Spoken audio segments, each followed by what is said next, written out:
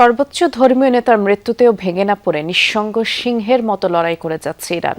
সামর্থ্যের সর্বোচ্চটুকু দিয়েই যুক্তরাষ্ট্র ইসরায়েলকে জবাব দিয়ে যাচ্ছে বিপ্লবী গার্ড বাহিনী IRGC। নতুন করে মধ্যপ্রাচ্যে অবস্থিত আরও ২৭টি মার্কিন ঘাঁটিতে হামলা চালিয়েছে তেহরান। আক্রমণ অব্যাহত ইসরায়েলেও। রাজধানী তেল আবিব থেকে জেরুজালেম পর্যন্ত ইরানের ক্ষেপণাস্ত্র পৌঁছেছে। ইরানেও চলছে যুক্তরাষ্ট্র ইসরায়েলি যৌথ বাহিনীর তাণ্ডব, যাতে করে ২০০ প্রাণহানি ছাড়িয়েছে। রেইনবো অলরাউন্ডার এক্সটেরিয়র পে বাড়ির বাহিরের দেয়ালের সুরক্ষা নিয়ে থাকুন নিশ্চিন্ত। সাথে পাচ্ছেন ১০ বছরের ওয়ারেন্টি।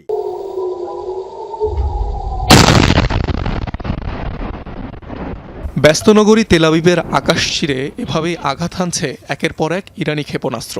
সবার ধারণা ভুল প্রমাণ করে সর্বোচ্চ ধর্মীয় নেতার মৃত্যুর পরও মার্কিন ও ইসরায়েলি আগ্রাসনের জবাব দিয়ে যাচ্ছে তেহরান।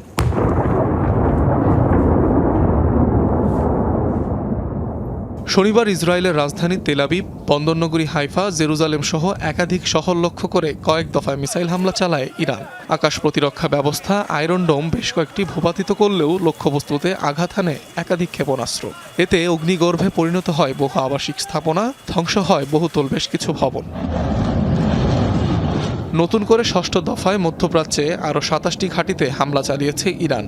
টার্গেট করা হয়েছে মার্কিন সামরিক স্থাপনা ও সেনা সদস্যদের। কাতার, বাহরাইন ও সংযুক্ত আরব আমিরাতে একাধিক ইরানি ব্যালিস্টিক মিসাইল ইন্টারসেপ্ট করা হয়েছে। ক্ষেপণাস্ত্র ভূপাতিত করেছে জর্ডানও, সাইরেন বেজেছে কুয়েতেও।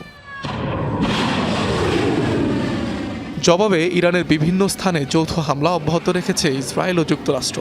রাজধানী তেহরান সহ তাবরিজ, কোম, কারাজ, কেরমানশাহ, খোরামবাদ ও ইলম শহরেও হয়েছে হামলা। এছাড়াও শীর্ষ নেতাদের অবস্থান ও IRGCর বিভিন্ন স্থাপনায় চলেছে বোমা হামলা। প্রতিরক্ষার পাশাপাশি আক্রমণাত্মক উভয় ক্ষেত্রেই প্রস্তুত এবং উচ্চতর অপারেশনাল প্রস্তুতিতে রয়েছি আমরা। IDF মার্কিন সেনাবাহিনীর সাথে মিলে ইরানের কৌশলগত লক্ষ্যবস্তুতে আক্রমণ চালাচ্ছে। ইসরায়েল রাষ্ট্রের অস্তিত্বের হুমকি তৈরি করে এমন ক্ষমতা নির্মূল করার জন্য একটি উল্লেখযোগ্য গুরুত্বপূর্ণ অভিযানের মুখোমুখি হচ্ছি। এদিকে ট্রুথ সোশ্যালে দেয়া এক পোস্টে ইরানকে নতুন করে হুঁশিয়ারি দিয়েছেন মার্কিন প্রেসিডেন্ট ডোনাল্ড ট্রাম্প। আগের যে কোনো সময়ের তুলনায় জোরালোভাবে আঘাত করা হবে ইরানকে বলে হুমকি দিয়েছেন তিনি।